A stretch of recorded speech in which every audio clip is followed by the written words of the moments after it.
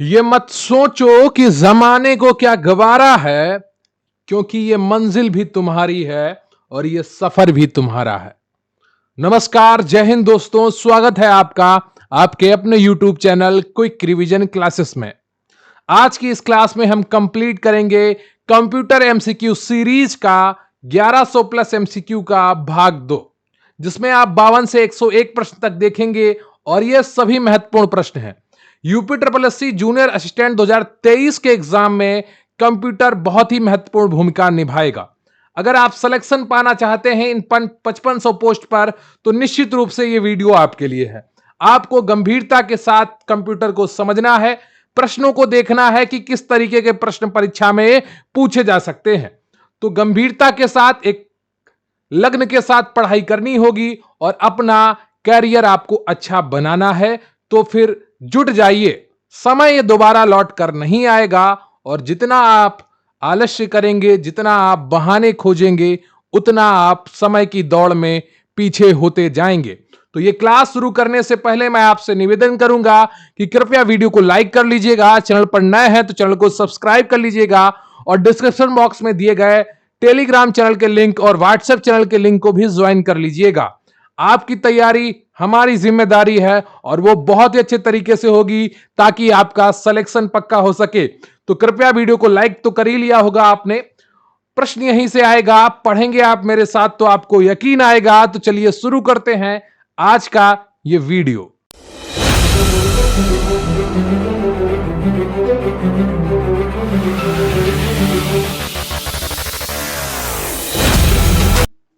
तो UP triple SC junior assistant के लिए एक विजेता बैच हमने शुरू किया है, जिसमें आपको 370 रुपए में आपके एग्जाम तक सभी परीक्षा नोट्स, पीडीएफ नोट्स मिलते रहेंगे। हिंदी के हों या आपके रीजनिंग के हों या कंप्यूटर के हों या यूपी जीके के हों, प्रैक्टिस सेट, मॉक टेस्ट और क्विक रिवीजन पीडीएफ्स भी आपको मिलेंगी।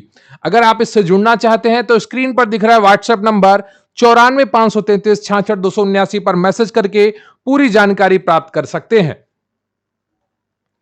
तो आज का आपका 52 प्रश्न है कि किस तरह के फाइल क्लिप आर्ट ब्राउजर में इस्तेमाल नहीं कर सकते हैं। सही उत्तर है आपका एवीआई।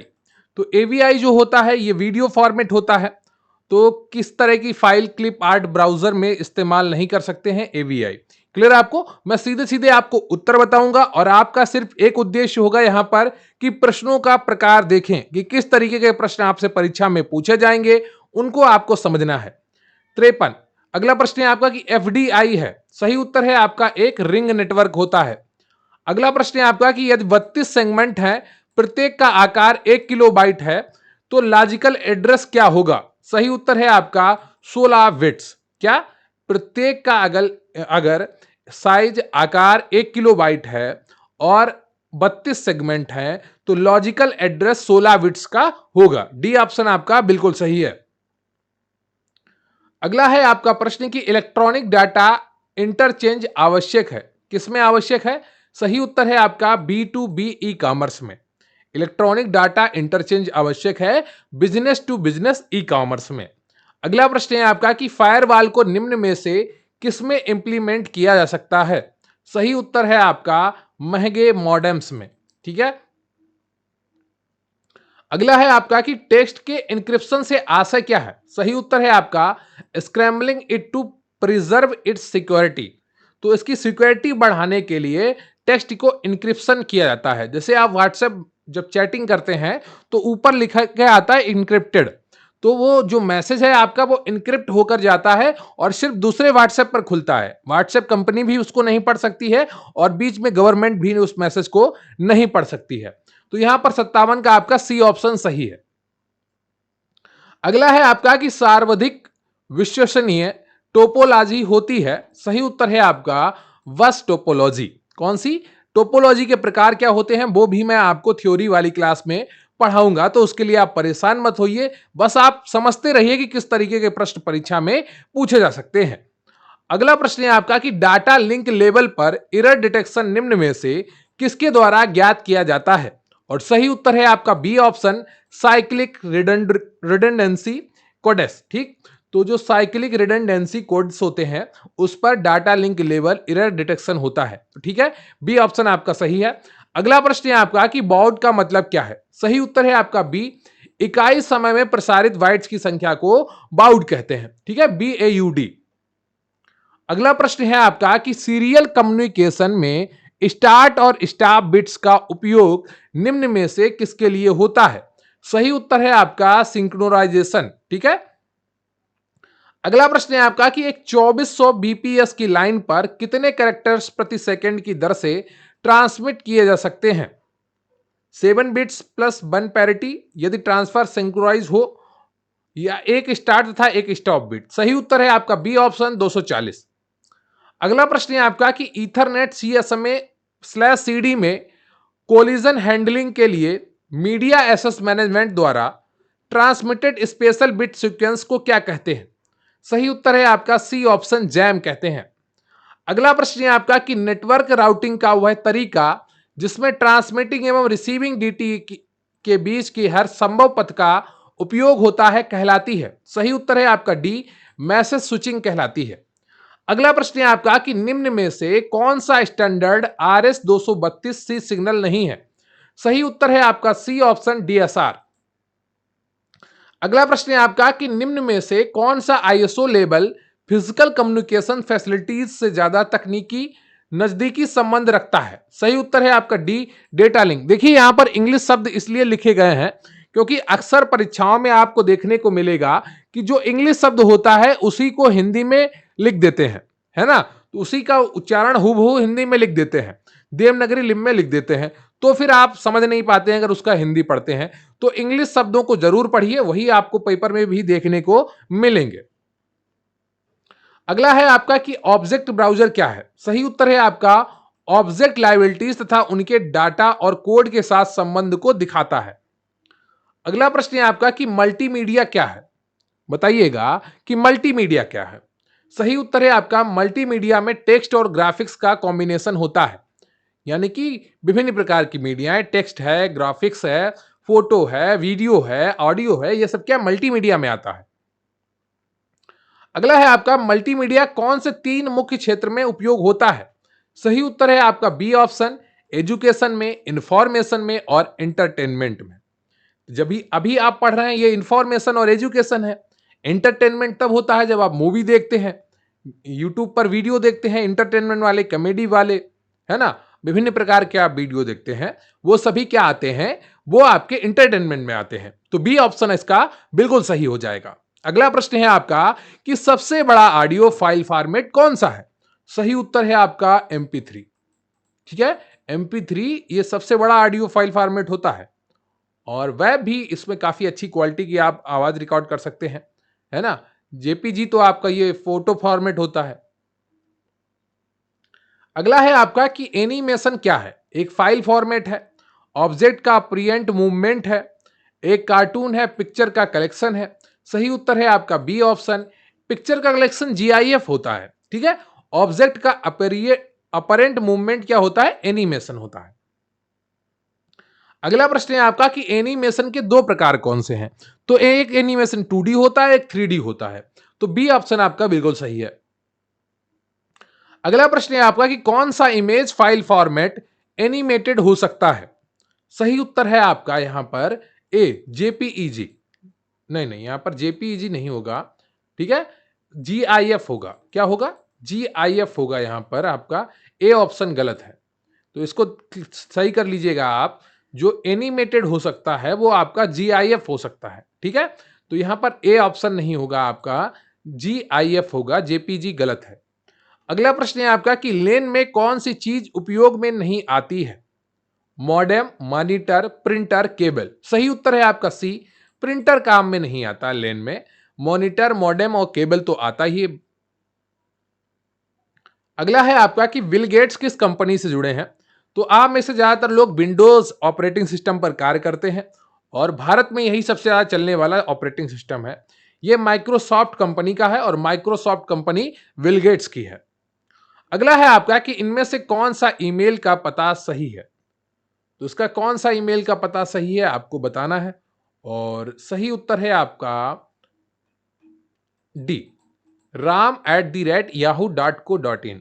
एक कोमा कुछ नहीं होता है, CMM कुछ नहीं होता है, ये तो गलती है। ठीक है। तो सही एड्रेस में सही डोमेन होना चाहिए, @ के पहले यूजर नेम होना चाहिए, तो वो आपका सही ईमेल का पता बनता है। @gmail.com हो सकता है ना, @hotmail.com हो सकता है। ये MA अगर ना होता तो ये भी सही होता। अगला है आपका कि इनमें से कौन सर्च इंजन नहीं है। तो देखिए, आपको पता है बीएसएनएल तो आपके यहाँ एक दूरभाष कंपनी है।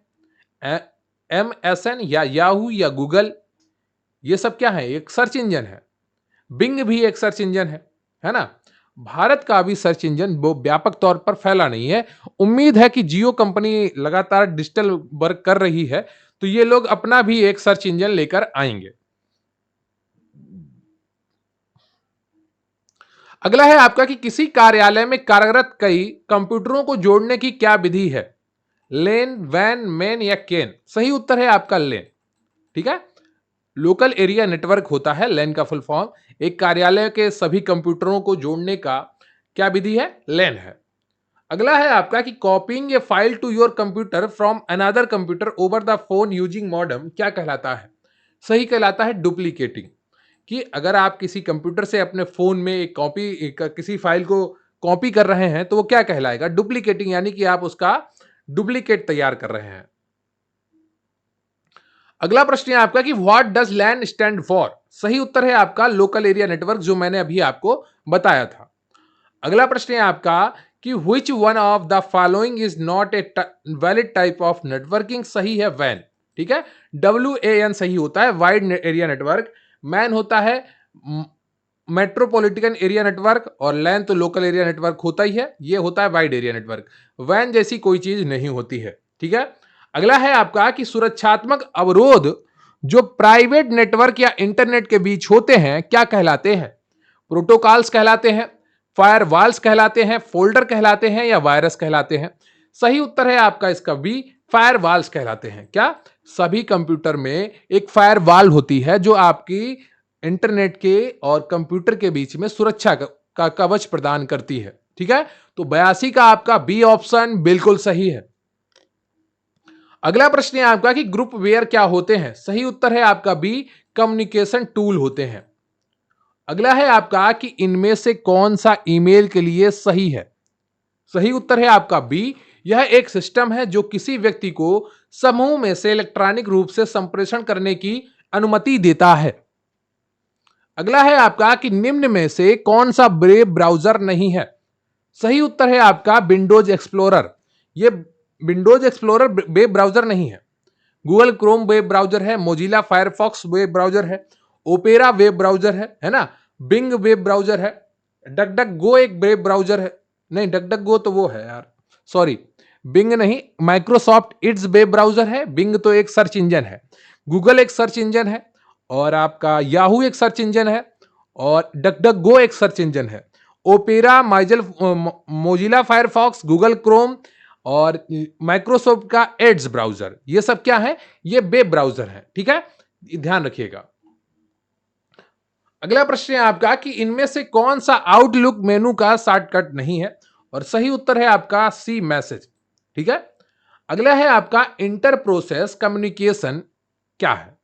सही उत्तर है आपका प्रोसेस को कार्यालय कार्यकलाप सिंक्रोनाइज करने के लिए अलाउ करता है। इंटर प्रोसेस कम्युनिकेशन क्या करता है, जो प्रोसेस है विभिन्न प्रकार की उनको कार्यकलाप सिंक्रोनाइज करने के लिए अलाउ करता है। अगला है आपका कि यूजर फ्रेंडली निकाय है। सही उत्तर है आपका पूर्णता कामन हो रहा है। ठीक है।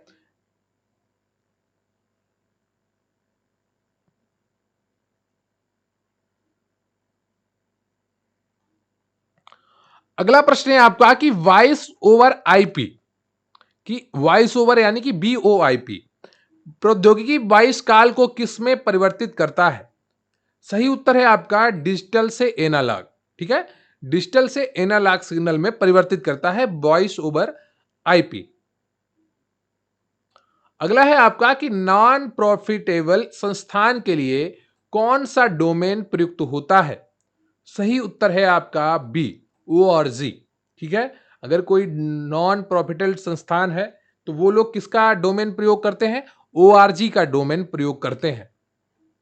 अगला है आपका कि HTTP का पूर्ण फॉर्म क्या होगा? सही उत्तर है आपका B, hypertext transfer protocol. अगला है आपका कि आईआरसी का मतलब है।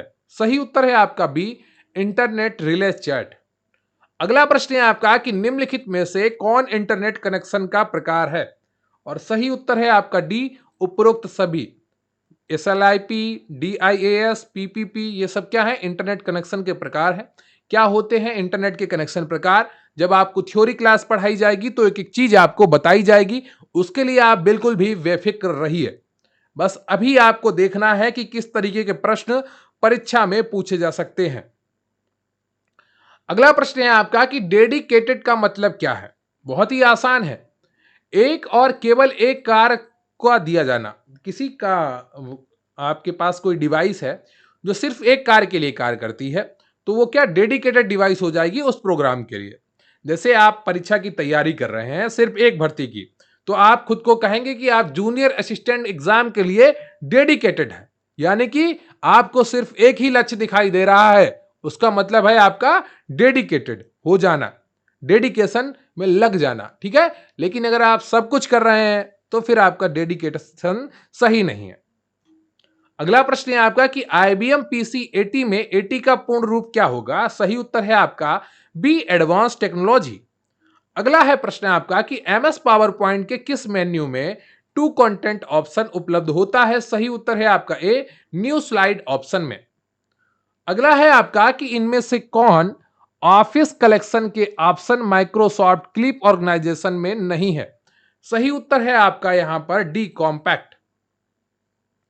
अगला प्रश्न है आपका कि ओपन ऑफिस प्रेजेंटेशन में कौन सा बटन स्लाइड शो प्रारंभ करने हेतु इस्तेमाल किया जाता है? सही उत्तर है आपका F5। देखिए, कंप्यूटर बहुत ही कठिन हो सकता है अगर आप उसको ध्यान से नहीं पढ़ेंगे। अगर अभी आपने ध्यान से नहीं पढ़ा है इसलिए आपको हो सकता है कठिन लग रहा हो, लेकिन धीरे धीरे आप पढ़ेंगे तो चीजें आपके लिए आसान होती जाएंगी, है ना। तो चीजों को आसान बनाइए और बिल्कुल भी परेशान मत होइए। सारी चीजें आपके पक्ष में होंगी, बस फोकस बनाकर रखिए। क्लियर है आपको? अगला प्रश्न है आपका कि ओपन ऑफिस प्रेजेंटेशन के किस कैप्शन में हाइड स्लाइड को पाया जाता है? सही उत्तर है आपका सी, स्लाइड शो। अगला प्रश्न है आपका कि ओपन ऑफिस के फॉर्मेट कैप्शन में इनमें से कौन नहीं पाया जाता है? सही उत्तर है आपका बी, स्लाइड। अगला प्रश्न है आपका कि ओपन ऑफिस प्रेजेंटेशन के किस कैप्शन में फ्लोटिंग फ्रेम ऑप्शन पाया जाता है? और सही उत्तर है आपका सी, इंसर्ट। ठीक है, तो इंसर्ट ऑप्शन में आपका फ्लोटिंग फ्रेम ऑप्शन पाया जाता है। क्लियर है आपको? तो ये रहे आपके 52 से लेकर 101 प्रश्न जो जूनियर असिस्टेंट परीक्षा की तैयारी के लिए आपको करवाए जा रहे हैं। यह आपको सिर्फ कंप्यूटर में किस हद तक प्रश्न पूछे जा सकते हैं उसका एक मोटा मोटा अंदाजा दिलाने के लिए आपको ये करवाए जा रहे हैं। बाकी आपको पूरा सिलेबस पढ़ाया जाएगा, अच्छे तरीके से तैयारी करवाई जाएगी। बस आपको गंभीर होकर पढ़ाई करनी है, क्योंकि अगर आप गंभीरता छोड़ देंगे तो फिर परेशानी में पड़ेंगे।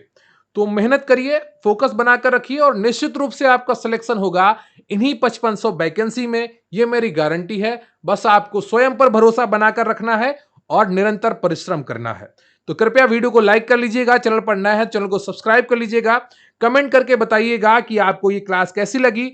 और मैं आपको सीधे सीधे उत्तर इसलिए बताया हूं क्योंकि आप में से अधिकांश लोगों ने कंप्यूटर के बारे में अभी कुछ भी नहीं पढ़ा है।